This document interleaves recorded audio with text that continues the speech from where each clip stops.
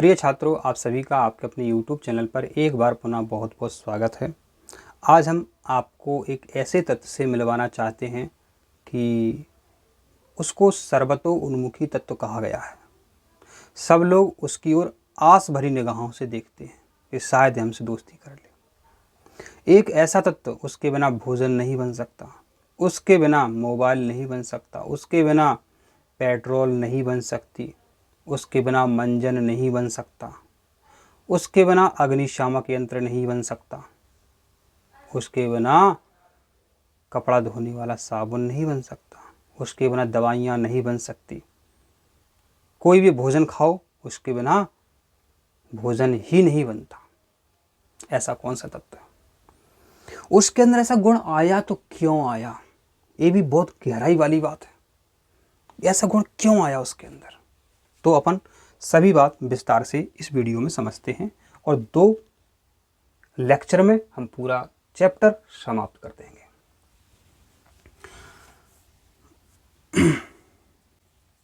आज जो चैप्टर है उसमें हम कार्बन आपको बताने जा रहे हैं। तो यहाँ हमने लिख दिया कार्बन, कोई दिक्कत नहीं है इसमें लिखने में। बच्चों, कार्बन का जो संकेत होता है वो C होता है। इसका जो परमाणु क्रमांक है बच्चों वो 6 होता है और 6 को हम इलेक्ट्रॉनिक विन्यास में लिखते हैं तो 2 और 4 इस तरीके से लिखते हैं। 11 की केमिस्ट्री की बात करें तो इस प्रकार लिखेंगे 1s2 2s2 और 2p4। ठीक है, 4 2 6 2 8 की जाना होगा, इस तरीके से लिखेंगे हम केमिस्ट्री 11वीं में। इसी तरीके से लिखना पड़ेगा आपको, 10वीं में इस तरीके से रहता है। बच्चों, आपने सुना था हमसे, नहीं सुना तो सुन लो। हर तत्व, दुनिया का हर तत्व जब यौगिक बनाता है तो अपने बाहरी कोश में वो 8 इलेक्ट्रॉन पूरे करता है, सिर्फ हीलियम को छोड़ करके, क्योंकि हीलियम 2 इलेक्ट्रॉन से अपना काम चला लेता है और बाकी दुनिया के सभी तत्व माने हाइड्रोजन और हीलियम जो है सिर्फ 2 इलेक्ट्रॉन से अपना काम चलाता है। लेकिन दुनिया के सभी तत्व बाहरी कोश में 8 इलेक्ट्रॉन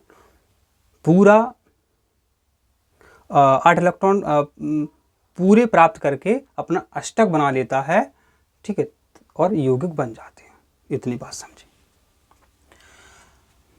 अब बच्चों देखो, हमने आपको कई बार बताया है, यदि बच्चों आपका देखो नाइट्रोजन तत्व है, ठीक है। अब नाइट्रोजन तत्व है बच्चों, इसकी संयोजकता 5 होती है। यदि इसमें हम 3 इलेक्ट्रॉन जोड़ दें, नहीं, इसकी संयोजकता बच्चों 3 होती है। नाइट्रोजन की संयोजकता बच्चों 3 होती है, 5 में गलत होती है, ध्यान नहीं रहा, हल कर हम समझा देते हैं आपको।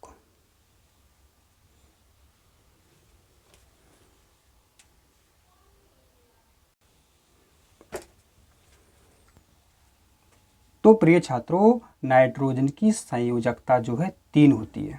कितनी होती है? 3 होती है। संयोजकता क्या है? अष्टक पूरा करने के लिए या स्थायी विन्यास प्राप्त करने के लिए दिए इलेक्ट्रॉन या लिए इलेक्ट्रॉन संयोजकता कहलाते हैं।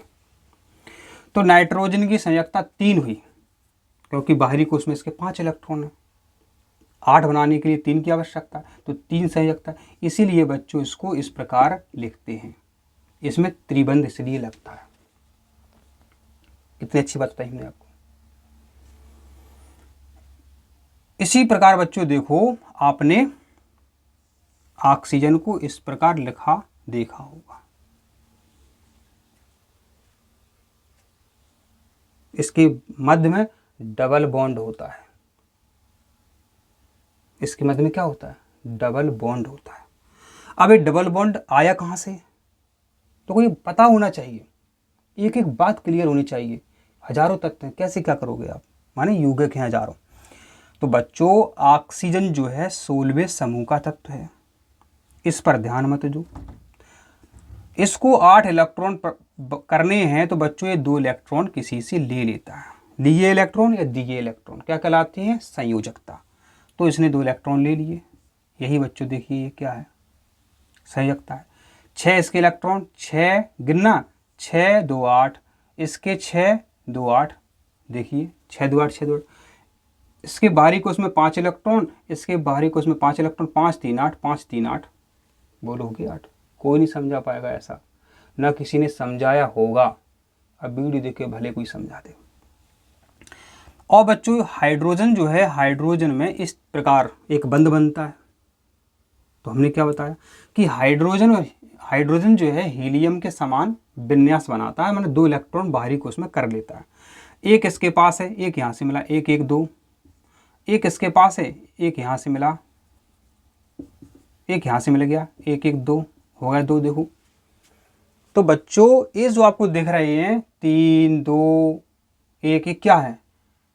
इसमें 3 सहभागी इलेक्ट्रॉन युग्म हैं, इसमें 2 सहभागी इलेक्ट्रॉन युग्म हैं, इसमें 1 सहभागी इलेक्ट्रॉन युग्म है। एक थोड़ा और देख लेंगे, छोटी सी चीज़ दिमाग से निकाल दो। अब हमने देखो पिछली वीडियो में बताया था कि बच्चों हो आप तत्व याद कर लेना क्रम से, तो ये आपका दायित्व बनता है कि आपने याद किए। तो बच्चों देखिए कार्बन जो है आपका बाहरी कोश में बच्चों इसके 4 इलेक्ट्रॉन हैं, सह संयोजी, मतलब संयोजी, इसके बाहरी कोश में 4 इलेक्ट्रॉन हैं। अब इसको अष्टक बनाने के लिए 4 इलेक्ट्रॉन और चाहिए। या ये ऐसा भी कर सकता है कि 4 इलेक्ट्रॉन इसने किसी को दे दिए तो ये हीलियम के समान हो जाएगा, यदि इसने किसी से 4 इलेक्ट्रॉन ले लिए तो ये नियॉन के समान हो जाएगा। और हमने आपको बताया जो 18वां समूह है वो इस प्रकार होता है, हीलियम नियॉन, ठीक है। बाकी की भी होते हैं, helium neon, argon, krypton, xenon और रेडॉन, इनके समान कोई तत्व जो है इलेक्ट्रॉनिक विन्यास बनाता। अब एक समस्या है, अब ये कार्बन है बच्चों 4 इलेक्ट्रॉन दे ना दे, इसको नींद नहीं आई रात भर, हम क्या 4 इलेक्ट्रॉन दें? उसके नाम मानो कि बाइक ले रहे हैं ये लोग, तो उसके नाम बाइक हो जाएगी, 4 रुपये हमारे भी जा रहा है। अब कोई दूसरा भी सोचेगा कि हम इसको 4 इलेक्ट्रॉन दे रहा है, 4 रुपये दे रहे, ये कह रहा हमारे नाम करो कोई वस्तु, तो बड़ी कन्फ्यूज़न है। पता है आपको कई बार कैसा होता है, कोई अपन चीज़ लेते हैं, पैसे कम होते हैं तो दोनों के नाम हो जाती है वस्तु, उसको बोलते हैं सह संयोजन बोलते हैं। तो कार्बन ने एक उपाय सोचा रात भर में, चलो ऐसा करते हैं ना हमारे नाम ना उसके नाम, दोनों के नाम। तो कार्बन में सह संयोजन की अपार क्षमता पाई जाती है, सह संयोजन की। इसी गुण के कारण इसने हजारों प्रकार के यौगिकों का निर्माण किया,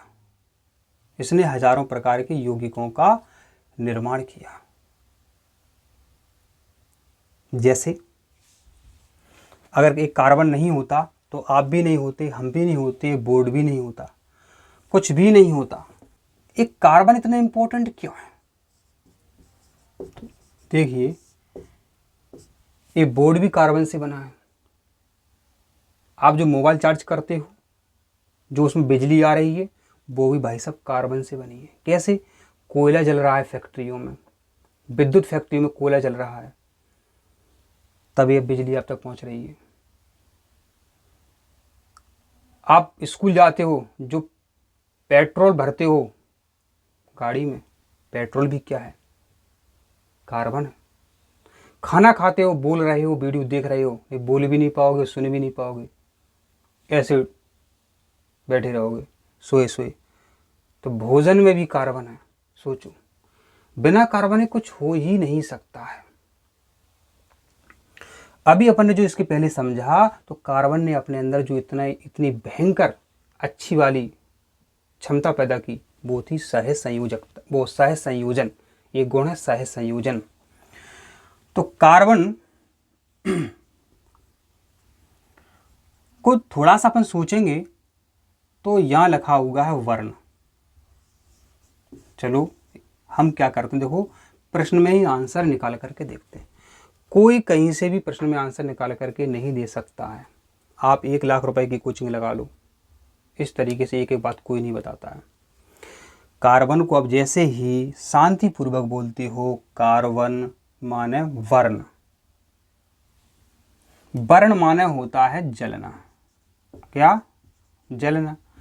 और जलने से क्या होता है? ऊष्मा पैदा होती है। ऊष्मा पैदा होती है। इस ऊष्मा से बहुत सारे काम किए जाते हैं। अपन लोग बोल रहे हैं तो कार्बन जल रहा है भाई साहब अपने अंदर, अभी सब बताएंगे कैसे जल रहा है। बच्चों, जो आपका भोजन है, क्या खाते हो आप? भोजन में आप खाते हो कार्बोहाइड्रेट, सुना ही होगा कार्बोहाइड्रेट। कार्बोहाइड्रेट का आप सूत्र देखोगे तो CHON, carbon, hydrogen, oxygen, nitrogen से बना होता है। देखो भाई साहब इसमें है कार्बन।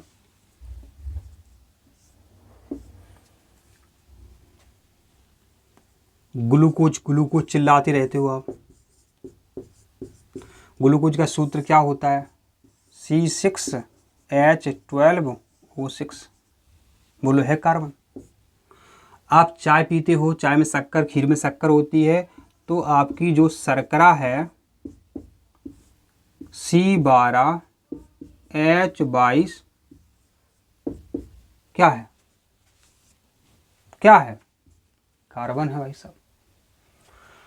भाई साहब, लकड़ी है, कोई भी वस्तु है, ये सब क्या है? ये सब क्या है भाई साहब? ये सब कार्बन है। ये सब क्या है? ये सब दोस्तों कार्बन है। ये सब कार्बन है। आप कहोगे सर ये कार्बन इतनी इंपॉर्टेंट है,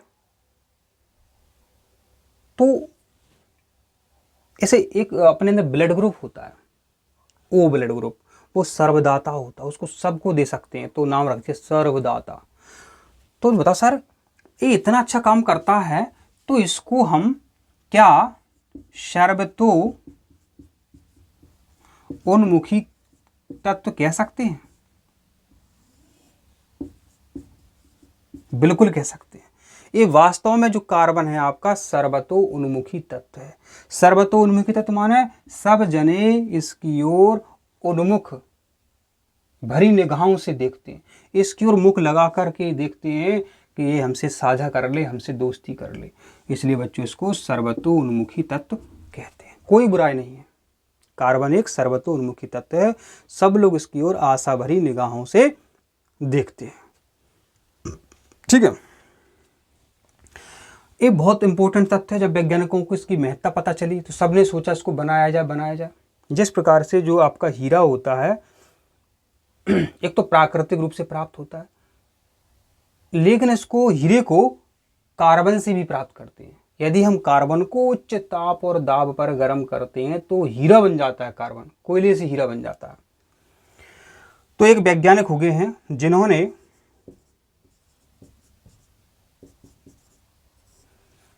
एक कार्बनिक यौगिक बनाया। क्या बनाया? सबसे पहले दुनिया में,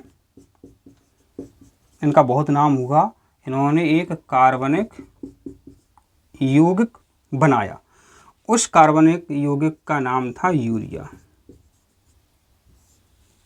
अब वो वैज्ञानिक कौन थे? इंपॉर्टेंट चीज है। तो बच्चों, वो वैज्ञानिक थे बोहलर। तो बोहलर एक ऐसे वैज्ञानिक थे जिन्होंने यूरिया बनाया। और किससे बनाया? यूरिया किससे बनाया? तो इन्होंने बच्चों यूरिया बनाया था अमोनियम साइनेट से। यूरिया का पहले सूत्र लिख दें आपको, NH2CO NH2। और एक किससे बनाया? Ammonium cyanate. पूछा गया है पेपर में, अमोनियम साइनेट। तो अमोनियम साइनेट से इन्होंने यूरिया बनाया था। किसने? बोहलर ने। अब एक बताओ, जब ये वैज्ञानिक ने यूरिया बनाया तो क्या भगवान ने एक कार्बन नहीं बनाया, बनाया। तो कार्बन अपन को किस किस रूप से कैसे कैसे प्राप्त होता है, वीडियो साफ करके आपको बताते हैं।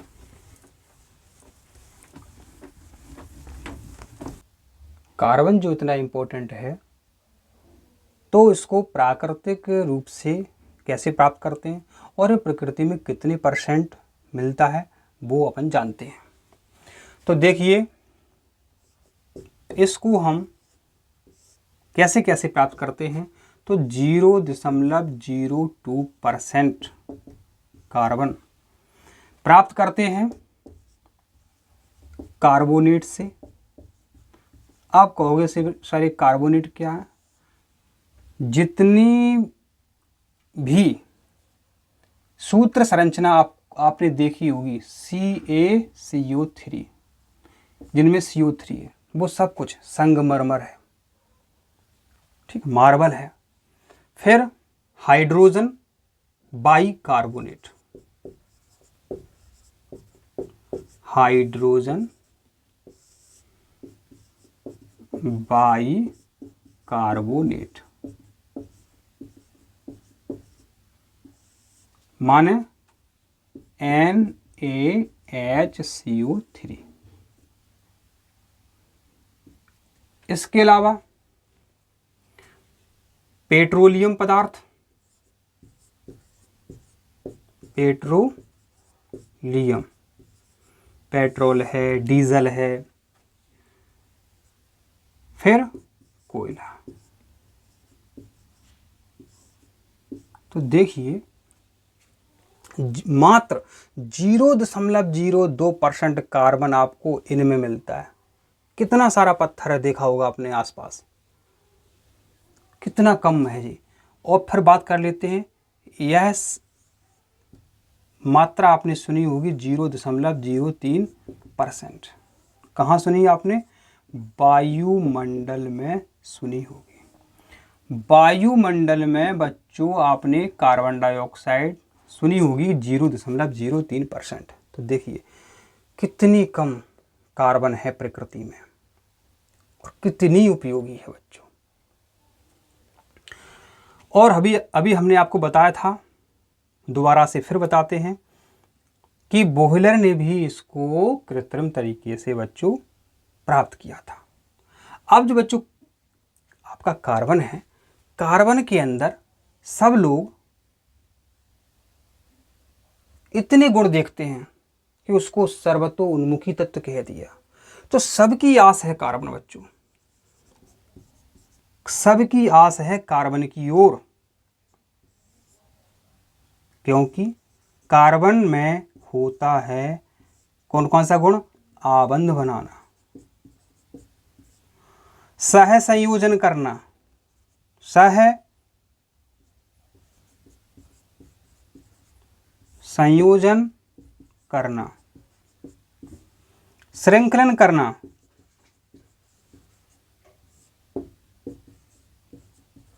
श्रृंखलन करना। तो हमने क्या कहा कि सब लोग इसकी ओर आस भरी निगाहों से देखते हैं। तो आस अपन याद रख सकते हैं, कितनी बेहतरीन ट्रिक्स है।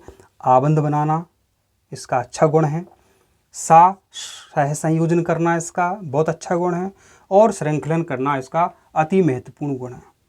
श्रृंखलन के कारण ही पेट्रोल के दर्शन आपको होते हैं। श्रृंखलन माने एक कार्बन से दूसरा कार्बन, तीसरा कार्बन, इस तरीके से जुड़ जाते हैं, माने ये श्रृंखला बनती रहती है। इसको साफ करते हैं, फिर आपको हम आगे समझाते हैं।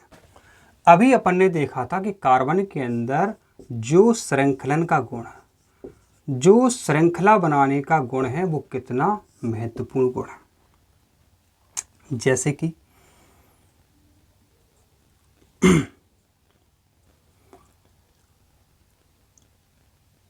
इसको हम समझेंगे अपर रूप से। अपर रूप, अपर रूप क्या होता है? जब कोई एक तत्व दो या दो से अधिक रूपों में मिलता है तो उसे अपर रूपता कहते हैं। जब कोई एक तत्व दो या दो से अधिक रूपों में मिलता है तो इसे अपर रूपता कहते हैं। तो श्रृंखलन के कारण बच्चों इसमें अपरूपता का गुण होता है। कैसे? है आपका कार्बन, लेकिन ये आपको बच्चों हीरा के रूप में मिल सकता है।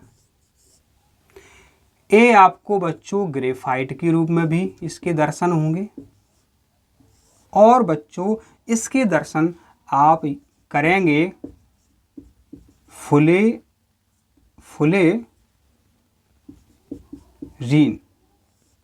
फुलेरीन के रूप में भी इसके आप दर्शन करेंगे। यह सब कमाल है बच्चों श्रृंखलन का। फुलेरीन की खोज की थी बकमिंस्टर फुलेरीन ने इसकी खोज की थी उनके नाम पर, ठीक, इसको बकमिंस्टर फुलेरीन भी कहते हैं। तो फुलेरीन में बच्चों कार्बन की 60 श्रृंखलाएं होती हैं। कार्बन की कितनी श्रृंखलाएं होती हैं? 60। सोचो, 60 कार्बन जुड़े होते हैं।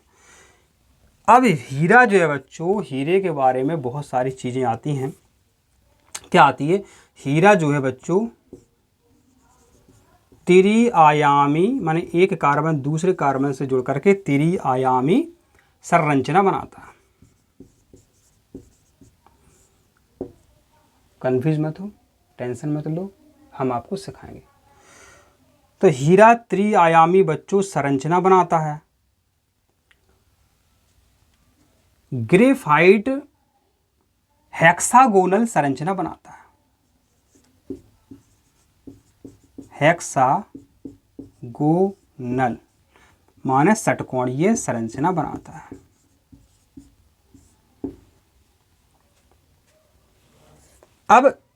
अब हीरा त्रि-आयामी संरचना बनाता है, तो कैसे आप याद रखोगे? और इसमें बच्चों चार कार्बन से जुड़ते रहते हैं। और इसमें बच्चों क्या होता है? इसमें जो आपका ग्रेफाइट है, इसमें तीन कार्बन से जुड़ते हैं। तो ये भूल जाते हैं किसमें 3 कार्बन, किसमें 4 कार्बन, फलाने भूल जाते हैं। एक बताओ, हीरा से क्या करते हो आप? हीरा से कांच काटते हो, कांच चीरते हो हीरा से? बोलो, चीरते हो हीरा से? हाँ सर, हमने सुना तो है कि सर हीरा से कांच चीरते हैं।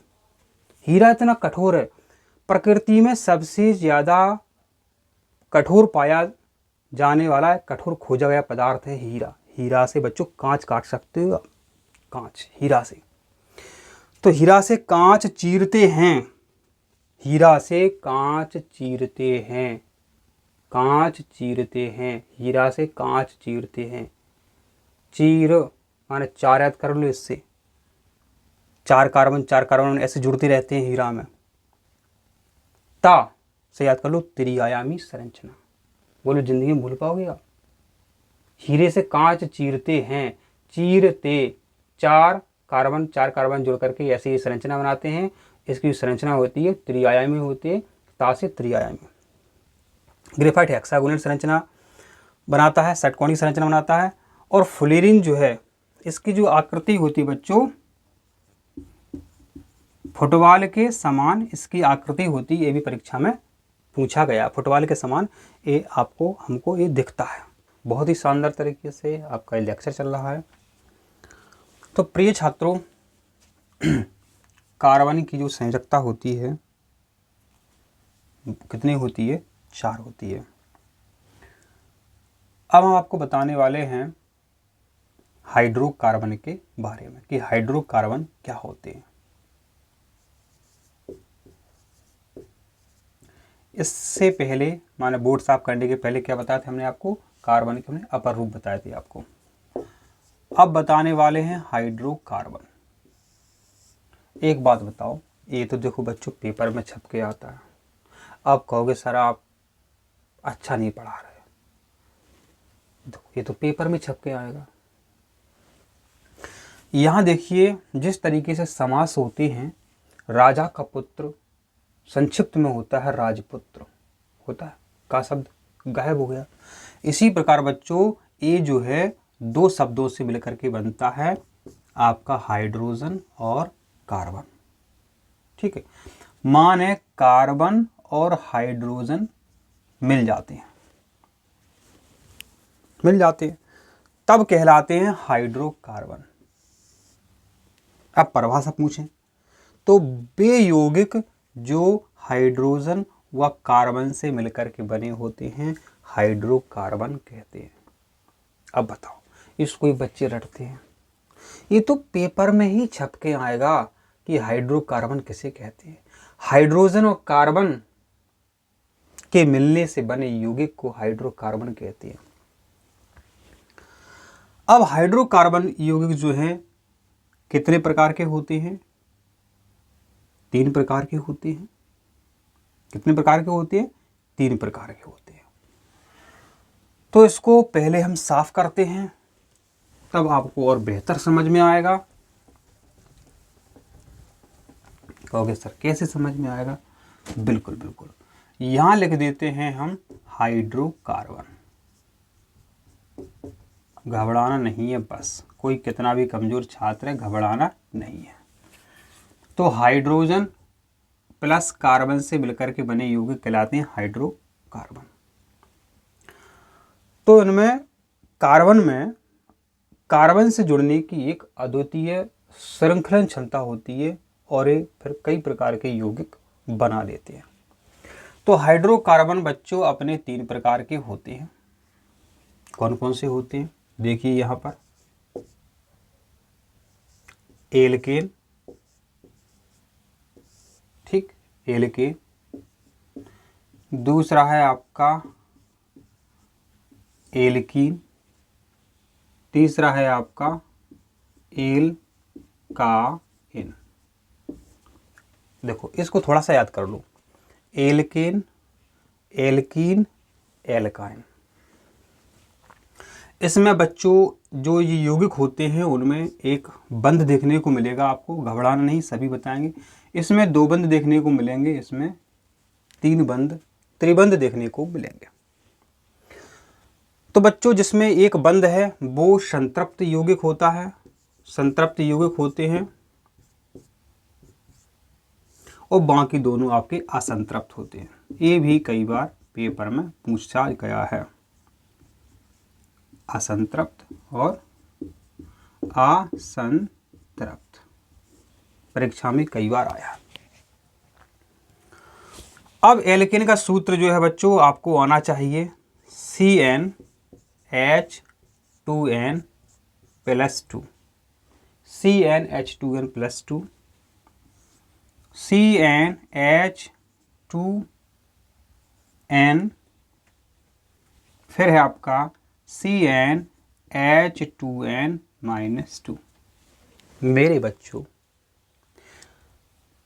इसमें क्या है, सभी में CnH2n है, इसमें है, इसमें है, इसमें है, इसमें +2 है, इसमें कुछ नहीं है, इसमें -2 है। 1-2 बार आप थोड़ी सी मेहनत करोगे तो आपको ये सूत्र याद हो जाएंगे इनके।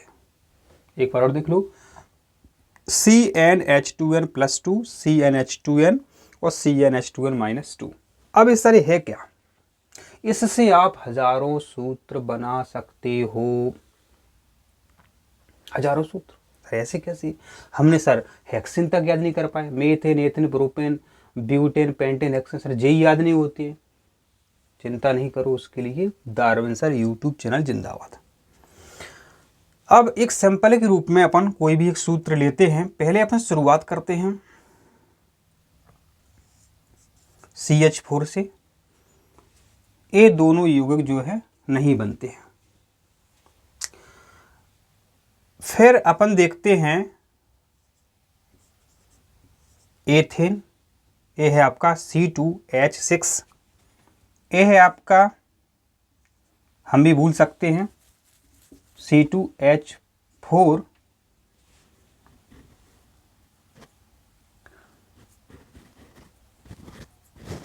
और इसका है C2H2।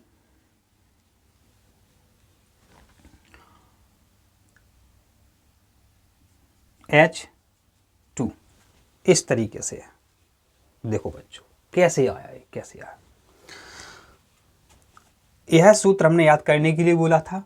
आशा करते हैं आप एक टाइम, माने आप खाना खा रहे हो तब एक याद कर लो एल्केन का सूत्र, खाना खाने के बाद आप घूम रहे हो तब एल्कीन याद कर लो। फिर आप पानी पी रहे हो, कुछ भी काम कर रहे हो तब एल्काइन याद कर लो। एकदम याद करोगे तो भूल जाओगे। आप 15-20 मिनट रहते हो इसको याद करने को। अब देखिए बच्चों, अब जो आपका मेथेन है, एथेन है, प्रोपेन है, ब्यूटेन है, पेंटेन है और हेक्सेन है, इनमें कार्बन कितने कितने होते हैं, इसमें भी कन्फ्यूज़न होता है। पहले आप यह समझ लो तो हम जो समझाएंगे वो याद होगा आपको। कार्बन कितने हैं? 2 हैं। देखिए यहाँ एक कार्बन जो है देखिए यहाँ पर कितने हैं? 2 हैं। एथेन में 2 कार्बन होते हैं, ये आपको पता होना चाहिए। मेथेन में 1 कार्बन, एथेन में 2, वो हम याद कराएंगे। अभी पूछेंगे ये सूत्र किसका है? ये एथेन का है। क्यों है? क्योंकि हमने आपको बताया, या सर ने आपको बताया, माने हमने बताया कि एथेन में 2 कार्बन होते हैं। अब एथेन एक क्यों है, इथिलीन क्यों नहीं है, एसिटिलीन क्यों नहीं है? कार्बन इसमें भी 2 है, इसमें भी 2 कार्बन, इसमें भी 2 कार्बन है। अब देखो बच्चों, इसका नाम एथेन है, ऐसे बोला जाएगा एथेन, एथीन, एथाइन, ऐसे बोला जाएगा। देखो कार्बन 2 हैं, ये देखिए यहाँ पर हाइड्रोजन, यदि हम C लिख दिया, हमने 2 लिख दिया। अब यहाँ जो आपका H आएगा, जो 2 लिखा है 2 लिख दो। N माने कार्बन की संख्या कितनी है, जो यहाँ आएगी संख्या वो यहाँ भी आएगी। आशा करते हैं आपको दिख रही है, कोशिश करना हाई क्वालिटी पर मोबाइल चलाओ, इसको बड़ा करके भी आपको दिखाएगा थोड़े टाइम बाद।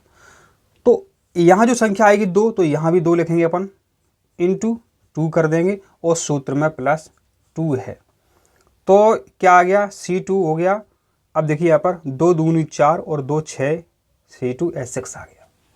अब इस सूत्र में मान रखते हैं 2 कार्बन है, तो 2 कार्बन अपन ने यहाँ लिख दिए। अब H लिख दिया यहाँ पर, देखिए अपन ने H लिख दिया। ये 2 है, 2 लिख दिया। N माने गुणा हो रहा है, कितने कार्बन है जो यहाँ लिखेंगे, माने जो यहाँ लिखा हुआ है उस संख्या को अपन यहाँ लिख देंगे। 2 दूनी 4, तो C2H4 ही अपना आ गया। यहाँ देखिए 2 कार्बन है, 2 कार्बन अपन ने यहाँ पर लिख दिए। फिर अपन ने हाइड्रोजन लिख दिया यहाँ पर।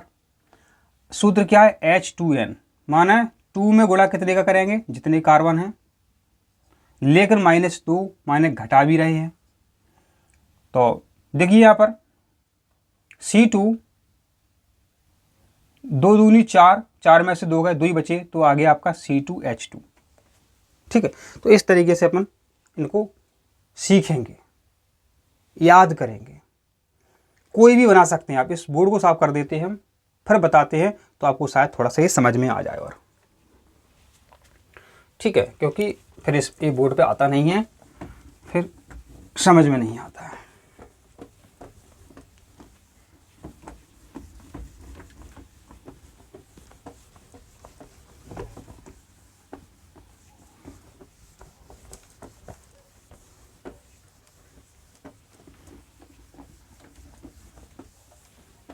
एक एक से हम आपको याद कराएंगे।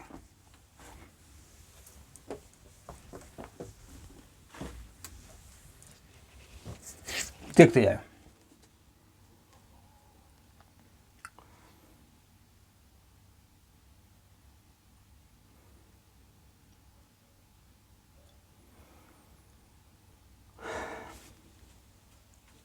देखते जाना। एक बच्चा है, उसके सामने मम्मी पापा भी हैं और उसके भैया भी हैं। ठीक है, एक बच्चा हो गया, सामने मम्मी पापा हैं और उसका एक भैया और है। ये थोड़ा सोचें आप। तो इस एक बालक ने कहा कि मैं था एक। क्या लिखा हमने? मैं था एक, माने अपना बच्चों जो मेथेन है, मेथेन है, इसमें 1 कार्बन आपका आएगा। मैं था एक, ए थे 2, माना मम्मी पापा सामने खड़े हैं तो 2 है। बोलो सत्य बात। समझ रहे हैं आप? थोड़ा इसको थोड़ा गुनगुनाना। एक बालक खड़ा था, अपने सामने मम्मी पापा थे, तो उसने बोला मैं था एक। मम्मी पापा सामने हैं तो ए थे दो, तो एथेन में आपके आएंगे 2 कार्बन। ए थे 2।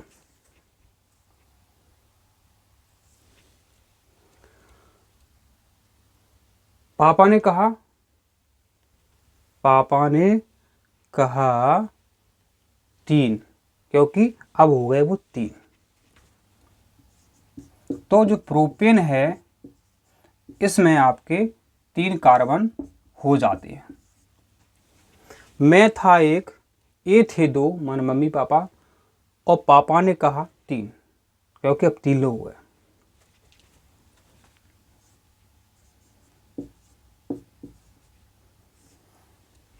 बेटा चौथा आ गया है, अब 1 2 3 4, चौथा बेटा ही आ गया। अब बच्चों क्या है, जो पेंट थे वो पेंट ले आए थे मॉल से। पेंट थे 5, 3 4 5, पेंट कितने थे 5, पेंट 5 थे। 4 घर में टोटल सदस्य, 4 घर में सदस्य हैं, आपने सुना होगा हम 2 हमारे 2। तो पेंट 5 वो मॉल से ले आए थे। अब एक छठवा व्यक्ति आता है, वो हंसने लगा। छठवा व्यक्ति आके हंसने लगा, तो हेक्सेन में होते हैं 6, 1 2 3 4 5 6। तो ये आपको याद होनी चाहिए। मेथेन में 1 कार्बन, एथेन में 2, प्रोपेन में 3, ब्यूटेन में 4, पेंटेन में 5, हेक्सेन में 6। मैं था 1, ए थे 2, पापा ने कहा 3, प्रोपेन में 3। बेटा चौथा कहाँ है, ऐसा माने बेटा माने ब्यूटेन में 4, ब्यूटेन में 4। पेंट ले आए थे 5, पेंटेन में 5 कार्बन। अब एक आदमी और आ गया कि हमें मिल गया, हंसने लगा कि बच्चा कुछ हमें मिल जाएगा। तो कोई आ गया तो वो हंसने लगा, तो हेक्सेन में 6 कार्बन होते हैं।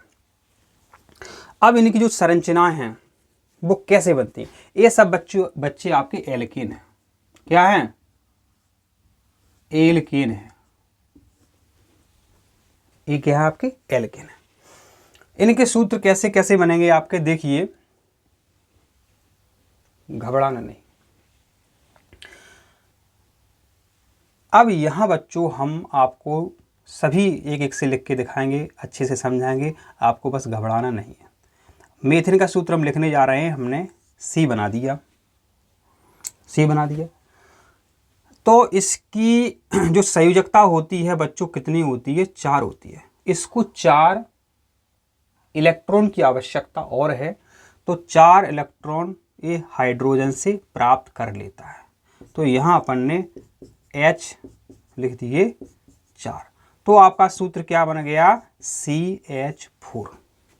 ये देखिए मेथिन का संरचनात्मक सूत्र हमने आपको सिखा दिया, इस तरीके से बनता है।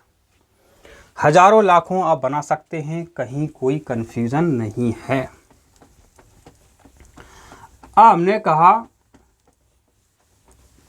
ए थे 2, ए थे 2 माने आपने क्या किया, 2 कार्बन ऐसे अपन ने लिख दिए। एथिन का संरचनात्मक सूत्र ए थे 2।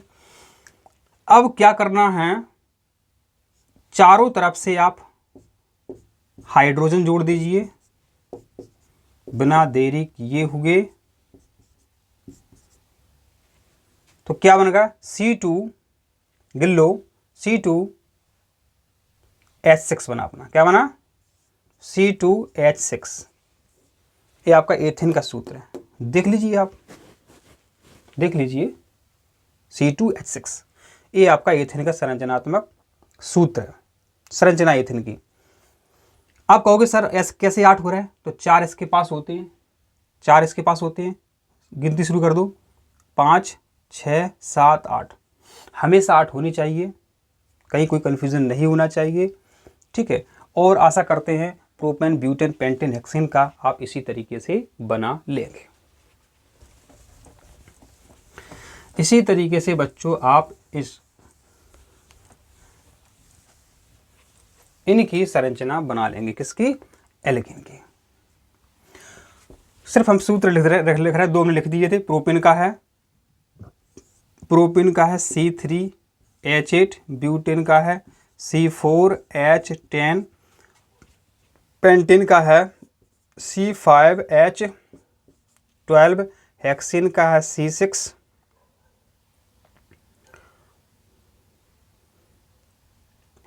C6, H14, और हेप्टेन का है C7। देखो कैसे बनाया जा रहा है, 2 बार गुणा करना है, 2 जोड़ना है, 2 में गुणा करना है, 2 जोड़ना है। मन में सोचो, C4 मन में गुणा किया, 4 दूनी 8, 2 जोड़ दो, C4H10, C5 5 दूनी 10, 2 जोड़ो 12, C5H12। मन में सोचो तो आप करके, C3 3 का 2 में गुणा और 2 जोड़ो, 3 दूनी 6 और 2 8, C3H8। देखिए ये आपका उंगलियों पे आपको ये याद हो गए ब्यूटेन जो एल्केन के सभी सूत्र। अब बच्चों बात कर लेते हैं एल्कीन के बारे में। आप सभी को पता है एल्कीन में हमने बताया था कि एल्कीन में अपने 2 जो हैं बंद होते हैं। मेथिन का होता नहीं है, एथिन का होता है। अब इसका सूत्र क्या होता है? सीधा सीधा आपको गुणा करना है, ठीक है। जैसे कि हमने कहा इसका जो सूत्र था वो था CnH2n। एथिन में एथे 2, एथिन का बना रहा है, एथे 2 तो माने कार्बन कितने हैं आपके? 2 हैं, C2, H लिख दिया, 2n 2 में गुणा करना इस संख्या का, 2 दूनी 4, देखिए आ गया। इसमें आपको डायरेक्ट गुणा करना है, इसमें गुणा करने के बाद 2 जोड़ना था। हमने कहा प्रोपेन, पापा ने कहा 3 हो गए, बेटा 4 आ गए थे।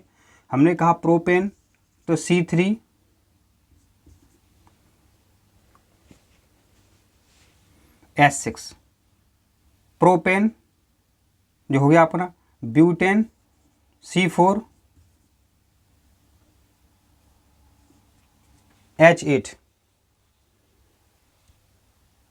देखिए कुछ नहीं कर रहा है यहाँ पर, यहाँ जो n संख्या है इसकी संख्या है। यदि बच्चों यहाँ हम देखिए यहाँ 2 कर देते हैं तो यहाँ गुणा में फिर 2 आएगा। क्या बना अपना? C2H4। देखिए ये आपका इसका बन गया। यदि हम बच्चों देखो यहाँ हम 3 करते हैं तो यहाँ 3 करेंगे तो C3H6, देखिए ये बन गया। यदि हम यहाँ पे 4 लिख देते हैं तो यहाँ भी हम 4 लिखेंगे, C4H8। ये आपके एल्कीन के सूत्र हो गए। अब इनकी संरचना कैसे बनाएंगे, ये बहुत बड़ी कन्फ्यूजन वाली बात है। तो इसकी बना करके देखते हैं अपन। C2H4, 2 कार्बन हो गए अपने। हमने बोला था कि इनके मध्य में डबल बॉन्ड होता है, डबल बॉन्ड। अब देखो 4 इसके पास होते हैं, 4 2 6, 4 2 6, 1 7 1 8, वो 8 की आवश्यकता पड़ती है। यहाँ देखो 4 इसके पास है ही ऑलरेडी, 4 2 6 1 7 1 8। देखिए तो इसकी संरचना इस प्रकार से बनाई जाती है। हजारों लाखों संरचनाएं आप बना सकते हैं, ठीक है। अब इसकी संरचना देख लो C3H6 की। कितनी भी कठिन संरचना हो, कितनी भी कठिन हो, बना लेना। 3 कार्बन लिख लो। हमने बोला यदि हम एथीन की संरचना बना रहे हैं तो आपको एक डबल बॉन्ड कहीं ना कहीं इसमें लगाना पड़ेगा। देखिए 4 इसके पास ऑलरेडी होती है, 4 2 6 1 7 1 8, ठीक। 4 इसके पास ऑलरेडी हैं, 4 2 6 1 7 1 8। ठीक है, 4 इसके पास हैं, 4 1 5 1 6 1 7 1 8। देखिए ये इस तरीके से हो गया है। यदि अब देखना, अब यदि बच्चों आप कहीं सोच रहे होंगे सर ये डबल बॉन्ड यहाँ एक यहाँ भी लगा सकते हो। देखो अगर हम इस डबल बॉन्ड को यहाँ लगाते हैं तो क्या गड़बड़ होती है। 4 2 6 2 8, 4 2 6 2 8, इसका तो काम चल गया। इसका देखो 4 3 7 और 2 9, इसकी बैलेंसी गड़बड़ा गई यहाँ। और सब में आप हाइड्रोजन जोड़ दो, सब में आप हाइड्रोजन जोड़ दो। इस तरीके से अपन बनाएंगे।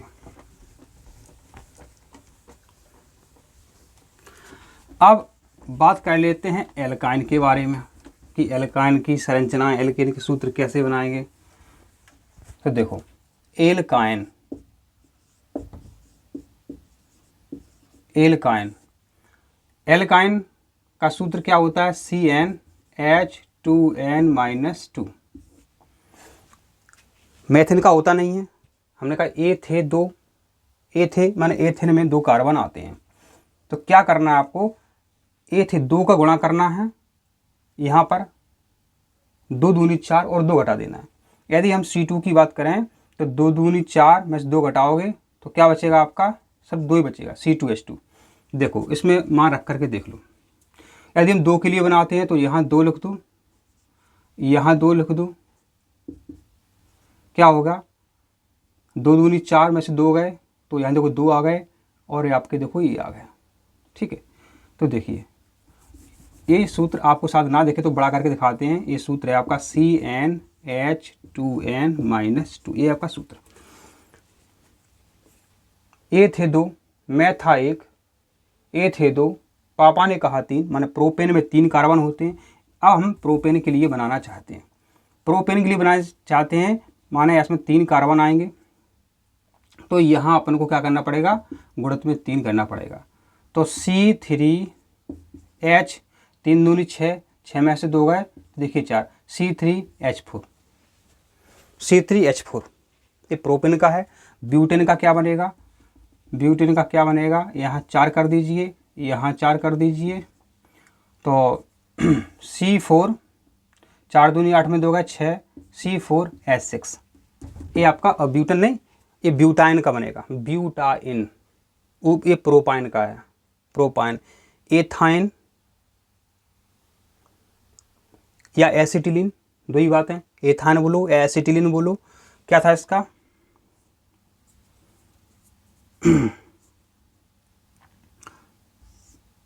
C2H2, ये था। कैसे निकला था आपका, क्योंकि यहाँ अपन ने दो मान रखा था, यहाँ भी अपन ने 2 रखा था। तो C2, 2 दूनी 4 में से 2 का 2। देखिए तो इसको अपन एसिटिलीन भी बोलते हैं, देख लो इसको कई किताबों में जल्दी में एसिटिलीन बोलते हैं या फिर इसको एथाइन बोलते हैं। ठीक, इसको प्रोपाइन बोलते हैं, इसको ब्यूटाइन बोलते हैं, ध्यान रखें। तो आशा करते हैं हमने आपको एक पूरी जानकारी दे दी है। अब यहाँ कई बार क्या लिखा रहता है कि कंकाल, कार्बन का कंकाल, कार्बन की कंकाल श्रृंखला, क्या रहता है, कार्बन का कंकाल। और कंकाल का मतलब क्या होता है, हड्डी हड्डी लटकी हूँ, वो कार्बन का कंकाल है। तो ऐसे हमने इस तरीके से लिख रहे हैं, ये क्या है, कार्बन का कंकाल है। अब क्या करेंगे अपन, कार्बन में इस तरीके से लटका दो कार्बन को, और एक कार्बन यहाँ लटका दो, एक कार्बन यहाँ लटका दो, लटक गए हड्डियों जैसे। तो ये क्या है, एक कार्बन के कंकाल है। क्या है, कार्बन के कंकाल है। तो एक ही सूत्र के द्वारा, एक ही अणुसूत्र के द्वारा 2 या 2 से अधिक संरचनाएं प्रदर्शित होती हैं, तो उन यौगिकों को संरचनात्मक यौगिक या संरचनात्मक समावयवता कहते हैं। बस 5 मिनट और रुकिए आप और बात खत्म। आपने साइक्लोहेक्सेन के बारे में सुना होगा, साइक्लोहेक्सेन। छठवां व्यक्ति आके हंसा था, तो बच्चों इसमें क्या होता है, C6H12, ये साइक्लोहेक्सेन का सूत्र है। आपको आना चाहिए बेंजीन का सूत्र। किसका? बेंजीन का, अति महत्वपूर्ण। बेंजीन, ठीक है, बेंजीन, ये होता है C6H6। बच्चों कैसे याद करोगे?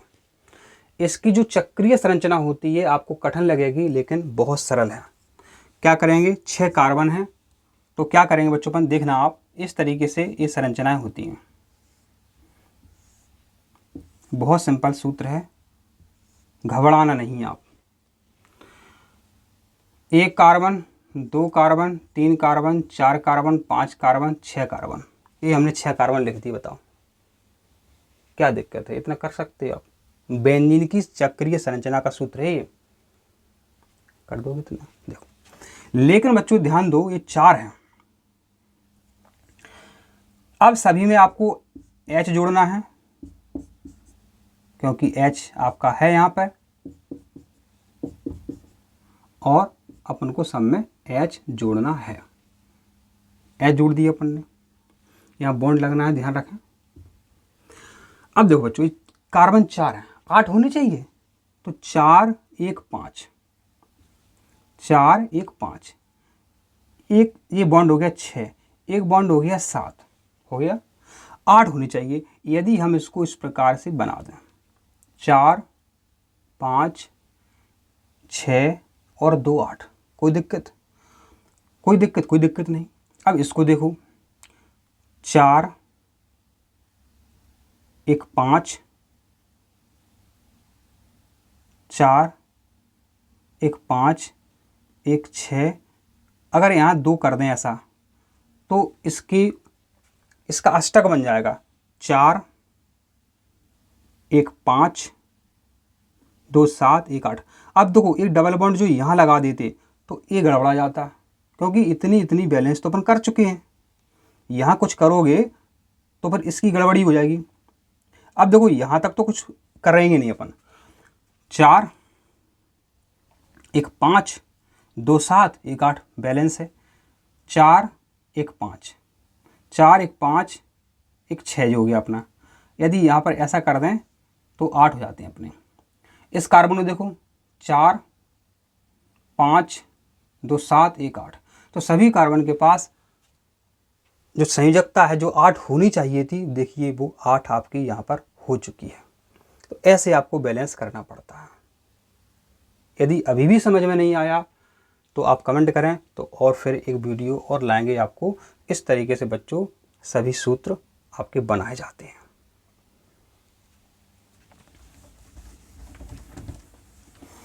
जब आप समीकरण लिखोगे कक्षा 11वीं में बहुत सारे, तो अपन बेंजीन को ऐसे भी लिख देते हैं, और वो चक्रीय संरचना से भी अपन रिएक्शंस दर्शाते हैं।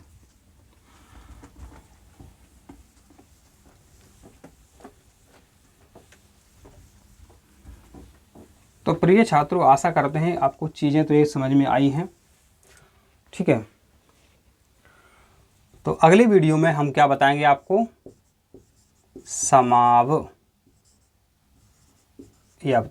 समावयवता आपको बताने वाले हैं अगले वीडियो में।